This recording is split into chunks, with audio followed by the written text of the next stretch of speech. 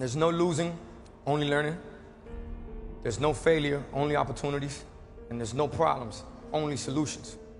So to me, what failure is the mother of all success. If it wasn't for Michael Jordan getting cut from his 9th grade basketball team, he wouldn't have became Michael Jordan. You know, if it wasn't for, I seen an article the other day where they were talking about Oprah Winfrey and how she got fired because she wasn't good for television. You know, you got people like Walt Disney who got fired, if I'm not mistaken, from a newspaper saying he had no imagination. So what do you tell them? You tell them, you know that all they can do is learn and come back bigger, better, stronger, because all it's going to do is lead you in the right direction. See, if you're always winning, then you don't really understand what it is to win. You got to take those losses. You got to take those hits. There's got to be the valleys, the peaks, the ups, the downs. In order for you to, when it does happen, you go, wow, qué rico.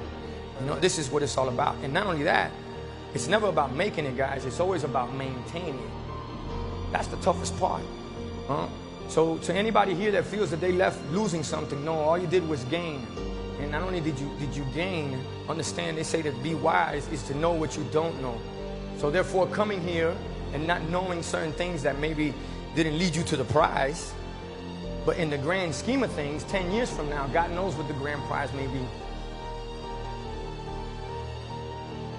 I've made billions of dollars of failures at Amazon.com. Literally, billions of dollars of failures. Again, my job, one of my jobs as the leader of Amazon, is to encourage people to be bold. And people love to focus on things that aren't yet working. And that's good, it's human nature. That kind of divine discontent can be very helpful. But you really, it's incredibly hard to get people to take bold bets.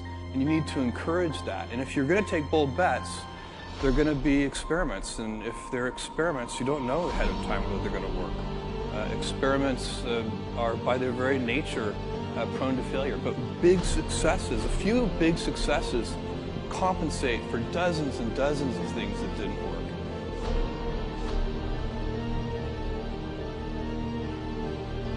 Now, I've actually always found something to be very true, which is most people don't get those experiences because they never ask. I've never found anybody that didn't want to help me if I asked them for help. But I called up Bill Hewlett when I was 12 years old, and he answered the phone himself. Yes? He said, hi, I'm Steve Jobs, I'm 12 years old. I'm a student in high school, and I want to build a frequency counter. And I was wondering if you had any spare parts I could have.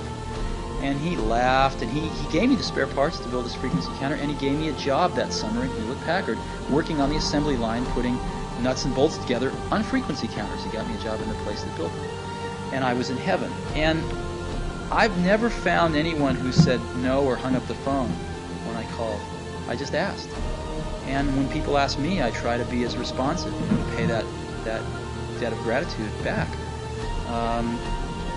Most people never pick up the phone and call. Most people never ask. And that's what separates sometimes the people that do things from the people that just dream about them.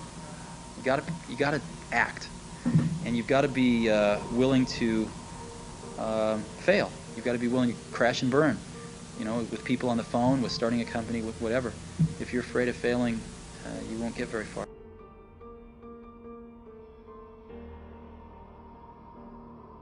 Yeah, I actually think determination is probably the biggest piece. It's so many things go wrong when you're starting a company, and often I think people ask, what mistakes should you avoid making? And my answer to that question is don't even bother trying to avoid mistakes, because you're going to make tons of mistakes, right? And the important thing is actually learning quickly from whatever mistakes you make and not giving up. Right, and I mean, there are things every single year of Facebook's existence that could have killed us. It just seemed like moving forward and making a lot of progress just seemed intractable, but you just kind of bounce back and you learn, and nothing is impossible. You just have to kind of keep running through the walls.